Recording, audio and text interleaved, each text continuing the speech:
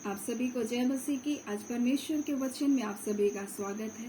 परमेश्वर पिता आज अपने वचनों के द्वारा आप सबको बहुत ऐसे आशीष को दे, वे अपने वचनों के द्वारा आपसे बोले और बातचीत करे। आज हम लोग भजन संहिता 45 उसका 10 को देखेंगे, जहाँ इस प्रकार से लिखा हुआ है, हे राजकुमारी सुन और कान लगाकर ध्यान दे, अपने लोगों और अपने पिता के घर को भूल जा, और राजा तेरे रूप की चाह करेगा, वह तो तेरा प्रभु है और तू उसे दंडवत कर। और अगर हम लोग भजन संहिता 45 को हम लोग देखेंगे तो ये राजा के विवाह का गीत है और इसे प्रेम के गीत के रूप में भी लिखा गया है। और यहाँ राजा के बारे में जब जिक्र है तो राजकुमारी के बारे में भी यहाँ जिक्र है। और ये राजा कौन है जिसके बारे में हम लोग इसी अध्याय के 7 में हम लोग देखेंगे। 6 और 7 में लिखा है, हे परमेश्वर तेरा सिंहासन सदा सर्वदा रहेगा, तेरा राजदंड न्याय का है, तू धर्म से प्रीति और दुष्टता से बैर रखा। इस कारण परमेश्वर ने, हाँ तेरे परमेश्वर ने तुझको तेरे साथियों से अधिक हर्ष के तेल से अभिषेक किया। और ये किसके बारे में लिखा है? ये यीशु मसीह के बारे में लिखा है, जो हमको इब्रानी उसका पहला अध्याय में हमें इस प्रकार से मिलता है कि परमेश्वर के पुत्र यीशु की श्रेष्ठता के बारे में जहाँ लिखा है, वहाँ लिखा है, परंतु पुत्र के विषय में कहता है, हे परमेश्वर तेरा सिंहासन युगान युग रहेगा, तेरे राज्य का राजदंड न्याय का राजदंड है, तूने धर्म से प्रेम और अधर्म से बैर रखा। इस कारण परमेश्वर तेरे परमेश्वर ने तेरे साथियों से बढ़कर हर्ष रूपी तेल से तेरा क्या क्या अभिषेक किया। यानी यीशु मसीह के बारे में ये लिखा।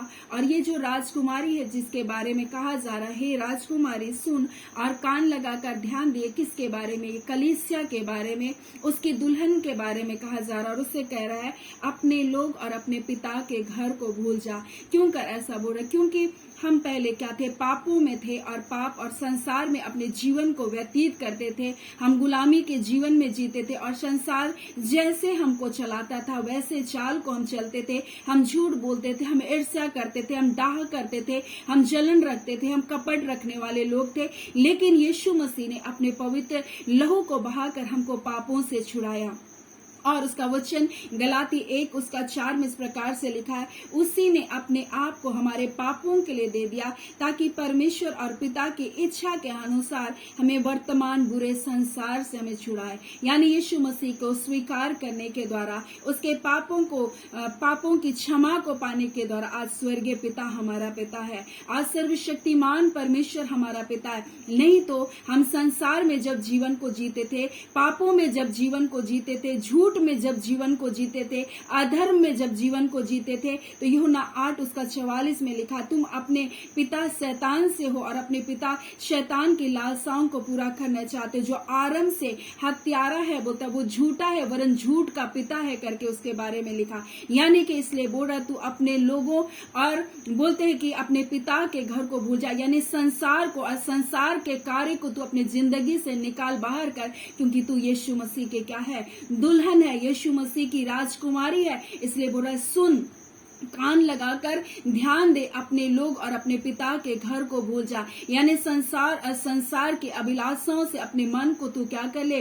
फिरा ले, बोल रहा है। क्योंकि परमेश्वर का वचन कह रहा है कि तू अब उनसे मन को फिरा ले, तब राजा क्या करेगा? तेरे रूप की चाह करेगा। अगर तू राजा की राजा के प्रेम को चाहती है, राजा की चाहत को चाहती है, अपने जीवन में उसके प्रेम को अपने जीवन में देखना चाहती है, उसकी उपस्थिति को अपने जीवन में देखना चाहती है, तो तू क्या कर? इन सब बातों से, संसार की बातों से अपने आप को अलग कर। क्योंकि यीशु मसीह ने तुम्हारे पापों के लिए अपने आप को दे दिया, ताकि बोल रहे हैं हमारे परमेश्वर हमारे पिता की इच्छा के अनुसार हमको इस बुरे वर्तमान संसार से क्या कर ले? छुड़ा ले। यानी यीशु के लहू के द्वारा हम वर्तमान इस बुरे संसार से छुड़ाए तो गए, परंतु कई बार ये संसारिकता हमको खींचती है और ये संसार का मोह हमको खींचता है। और इसी प्रकार से ये राजकुमारी के बारे में इसलिए वर्णन किया गया, क्योंकि एक स्त्री का जब विवाह होता है, अगर वो अपने मायके की ओर अपने ध्यान को ज्यादा लगाती है, अपने पिता के घर की ओर अपने ध्यान को लगाती है,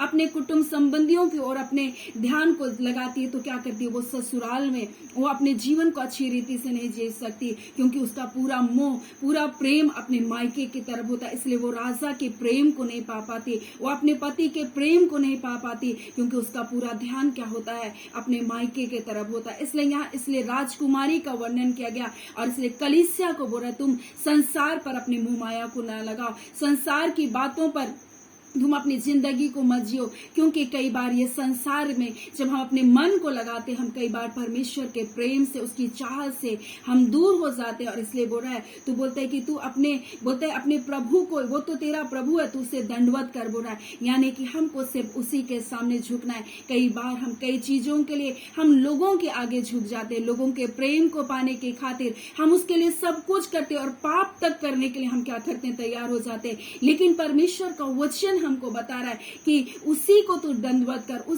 वही तुम्हारे जीवन में सबसे महत्वपूर्ण होना चाहिए। इसलिए लिखा है कि राजा तेरे रूप की चाह करेगा, और वो तो तेरा प्रभु है, उससे ही दंडवत कर।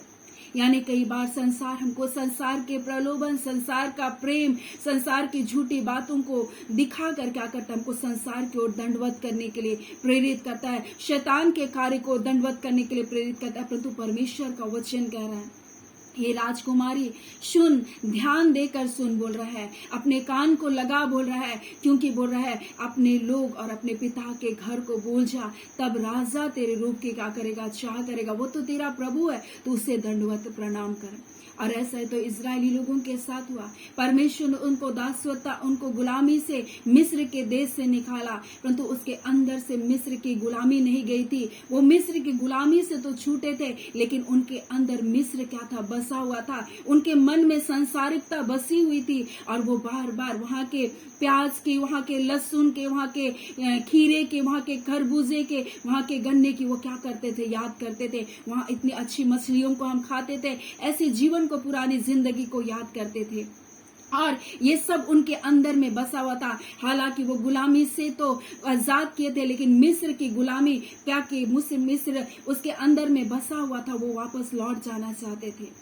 इसलिए परमेश्वर ने उनको जंगल में भटकाया, और उनके अंदर से उस मिस्र की जितनी भी क्या थी, वो मिस्र की जितनी भी शिक्षा थी, परमेश्वर उसको वहां से निकाल रहा था। और परमेश्वर उनको अपना डर, अपना भय, अपने ऊपर भरोसा रखना सिखा रहा था। लेकिन हम लोग एलिया और एलिसा के बारे में देखते, जब एलिया ने एलिसा का क्या क्या अभिषेक किया, उस वक्त एलिसा ने क्या क्या, एलिसा ने जो 12 जोड़ी बैल को लेकर हल को जोत रहा था, जब एलिसा ने उस पर चादर को डाला, जब उसको अभिषेक को किया, उसी वक्त वो गया और उसने उन 12 जोड़ी बैल को क्या क्या बलि किया, और जो हल था उन सबको क्या क्या, उसको उस लकड़ी से को सब कुछ जलाया, और सब कुछ नष्ट करके सब कुछ खत्म कर दिया, अपनी पुरानी जिंदगी को उसने बलिदान चढ़ा दिया, और फिर आकर एलिया की सेवा करने लगा। यानी कि उसने अपने पीछे लौटने का फिर दूसरा मौका नहीं छोड़ा, क्योंकि उसके पास लौट जाने के लिए अवसर था, अगर वो 12 जोड़ी बैल रहता। कई बार हमारे जीवन में जब दुख और तकलीफ आता है, हम क्या करते, पीछे लौट जाना चाहते हैं। हम अपनी पिछली जिंदगी को देखना चाहते और सोचते पिछला जिंदगी बेहतर था, और हम क्या करते, राजा की चाह को, अपने पिता की चाह को हम छोड़ देते हैं। इसलिए बोल रहा है, हे राजकुमारी सुन, ध्यान देकर कान लगा, बोल रहा है, अपने लोगों और अपने पिता के घर को क्या कर भूल जा, तब राजा तेरे रूप की चाह करेगा। लेकिन जब हम पुरानी जिंदगी को अपने जीवन में पकड़ कर रखेंगे, पुरानी अभिलाषाओं को अपने जीवन में पकड़ कर रखेंगे, अगर हम उसको छोड़ेंगे नहीं, तो वो हम पीछे की ओर मुड़ने के लिए हमारे पास एक अवसर होगा। लेकिन एलिसा ने यहाँ एक अच्छा काम किया था, उसने अपनी पुरानी जिंदगी को खत्म करके आगे जाने का निश्चय किया। इसलिए आज कलीसिया को परमेश्वर बोला, यीशु मसीह उनका दूल्हा है, बोला इसलिए हे राजकुमारी ध्यान दे, कान लगा, अपनी पुरानी जिंदगी को, अपने पुराने जो संसार की अभिलाषाओं को, कुअभिलाषाओं को, वो झूठी रीति विधि को, वो मनुष्य के तत्व ज्ञान को तू क्या कर दे, छोड़ दे। वो संसार के जितने भी रूढ़िवादी परंपराएं हैं उनको तू छोड़ दे, बोल रहा है, और सत्य को पकड़ ले, बोल रहा है। उस पवित्र आत्मा में उस जीवन को तू जी जिसके लिए तू बुलाई गई है। उस सच्चाई के मार्ग पर तू चल, उस झूठों पर तू भरोसा मत कर, बोल रहा है। क्योंकि परमेश्वर का वचन कह रहा, अगर तू ऐसा करेगी तब राजा तो तेरे रूप की चाह करेगा, वो तो तेरा प्रभु है, बोल रहा है। और अगर राजा आपकी चाह करेगा, राजा जब आपको पसंद करेगा, तो परमेश्वर कहता है कि उसकी प्रसन्नता तो जीवन भर की है, उसका क्रोध तो क्षण भर का, परंतु उसकी प्रसन्नता जीवन भर की है। अगर आप राजा की प्रसन्नता को चाहेंगे, तो परमेश्वर का वचन कहता है कि बोलते हैं कि उसकी प्रसन्नता में क्या है, राजा की प्रसन्नता में उसके मुख की प्रसन्नता में क्या है, जीवन रहता है। आप तो जीवन को पाएंगे जब आप उसको प्रसन्न करेंगे। आप उसकी प्रसन्नता तो बोलते हैं बरसात के अंत की घटा के समान है बुरा है, वो आपके जीवन को हरा भरा करेगा। लेकिन जब आप संसार और संसार की बातों में पड़े रहेंगे, संसार की बातों को चाहेंगे, तो आप कभी भी अपने परमेश्वर को प्रसन्न नहीं कर पाएंगे। सो परमेश्वर पिता इन वचनों के द्वारा आप सबको बहुत ऐसे आशीष को दे। आमीन। आइए हम प्रार्थना करें।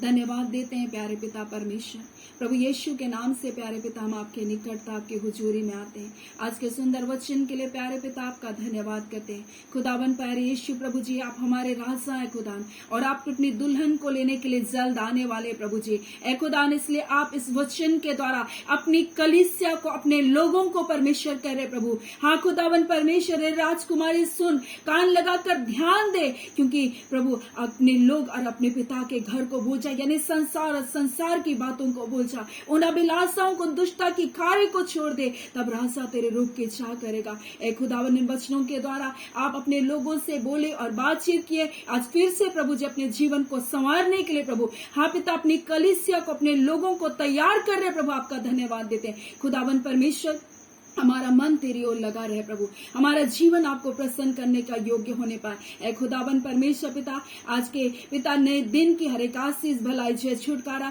यीशु के नाम से आपके बच्चों के जीवन में आने पाए। तमाम पाप और अधर्म और गुनाह के बंधन टूटे। हर प्रकार के परमेश्वर पिता, जो पिता जुए की आदत है प्रभु जी, लत है प्रभु जी, यीशु के नाम से जो परिवार को प्रभु खराब कर रही है प्रभु, ऐसे बंधन यीशु के नाम से परिवारों से टूटे। हर शराब के बंधन टूटे। हर प्रकार का परमेश्वर ड्रग्स परमेश्वर, हर एक प्रकार का परमेश्वर जो पिता परमेश्वर नशीले पदार्थों का जो सेवन करते प्रभु, ऐसे सारे बंधन टूटने पाए खुदा प्रभु। हम पिता प्रार्थना करते, जितने गलत संबंध है प्रभु जी, रॉन्ग रिलेशनशिप है प्रभु, ऐसे सारे बंधन यीशु के नाम से टूटने पाए। पिता परमेश्वर अनुग्रह कीजिए, दया कीजिए प्रभु, टूटे परिवार जुड़ने पाए। खुदावन परमेश्वर हम प्रार्थना करते पिता, जितने लोग प्रभु जी इस समय दर्द और पीड़ाओं में कहरा रहे प्रभु जी, ओ मानसिक परमेश्वर पिता पीड़ाएं हैं प्रभु जी, हाँ पिता परमेश्वर जो असह्य रोग के जैसा है प्रभु जी, हाँ खुदावन परमेश्वर पिता, और निराशा और हताशा में आपके बच्चे प्रभु जी है खुदावन प्रभु, और इनको लग रहा है मेरी तकलीफ प्रभु जी कोई नहीं समझता, परंतु खुदावन परमेश्वर आज इनकी तकलीफ को तू देख खुदावन, और इनके दुखों में प्रभु जी आप इनको हर आनंद की बातों को सुनाइए प्रभु जी, और आप बड़े जय को दीजिए अपने लोगों को। खुदावन परमेश्वर, आप अपने बच्चों को प्रेम करते हैं प्रभु जी, और अपने बच्चों से पिता आप बोल रहे हैं, बातचीत कर रहे हैं खुदावन परमेश्वर पिता, आप इनके लिए नए नए पिता परमेश्वर अद्भुत कार्य को कीजिए, नए दरवाजे को खोलिए प्रभु। हो सकता है कई रास्ते बंद हो चुके हैं इनके लिए, परंतु खुदावन परमेश्वर पिता आप नए रास्तों को पिता बनाने वाले परमेश्वर, जहाँ कोई रास्ता नहीं वहाँ रास्ता बनाने वाले परमेश्वर आप है खुदावन प्रभु। ऐ खुदावन परमेश्वर, अपनी बड़ी भलाइयों से अपने लोगों को तृप्त करे। जितने रोग दुख बीमारी में प्रभु छू लीजिए प्रभु, और चंगा कीजिए। जितने सर दर्द है प्रभु जी यीशु के नाम से प्रभु जी चंगाई को पाए। जितने पीड़ाएं है शारीरिक पिता पीड़ाओं से होकर गुजरे, हाथ और पैर में सूजन है, यीशु के नाम से चंगाई को पाए। ऐ खुदावन परमेश्वर, आंखों की समस्या जाती रहे, कानों की समस्या जाती रहे। ऐ खुदावन परमेश्वर, जीव के हर एक समस्या जाती रहे खुदावन प्रभु जी पिता। हर प्रकार का परमेश्वर पूरे पुंसी परमेश्वर, हर प्रकार के असह्य रोग प्रभु यीशु के नाम से चंगे किए जाए। खुदावन परमेश्वर पिता, आपने कहा जो आपके बच्चे आपके वचनों को तन मन से सुनेंगे, आप मिस्र में भेजे गए किसी भी रोग को अपने बच्चों के ऊपर नहीं भेजेंगे। खुदा ने आपने ऐसा किया है प्रभु प्रतिज्ञा, और आपके बेटे यीशु के नाम से प्रभु ये चंगाई को पाने पाए, क्योंकि यीशु मसीह ने इस मूल्य को चुकाया। यीशु मसीह के कोड़े खाने से ये चंगे किए गए। ओ खुदा ने आपकी चंगाई की सामर्थ एक एक जन को छुए और चंगा करे खुदान प्रभु। हर तकलीफें इनके शरीरों को छोड़कर जाए। आप महान अद्भुत कार्य करें पिता, आपका धन्यवाद पिता। जितने बेरोजगारी में प्रभु, आर्थिक तंगी में, यीशु के नाम से वो सारी तंगियां जाए। जितने बंधन में प्रभु जी, और अब तक परिवार में कोई उन्नति नहीं देख रहे, यीशु के नाम से शैतान के सारे बंधन टूटे, और प्रभु इनका परिवार उन्नति को पाए पिता। हम धन्यवाद करते खुदा, हर प्रकार के शैतानिकता के कार्य इनके परिवारों से टूट रहे प्रभु, अंधकार की शक्तियां इनके परिवारों को छोड़कर जा रही है पिता। आपका धन्यवाद करते खुदावन परमेश्वर, आप अद्भुत कार्य करने वाले परमेश्वर, पराक्रमी परमेश्वर, अद्भुत योजनाओं को बनाने वाले परमेश्वर, आपका धन्यवाद करते। प्रार्थना यीशु के नाम से मांगते हैं पिता, दया सुने, अनुग्रह से ग्रहण कर लीजिएगा। आमीन। परमेश्वर पिता आप सबको बहुत ऐसे आशीष को दे। आमीन।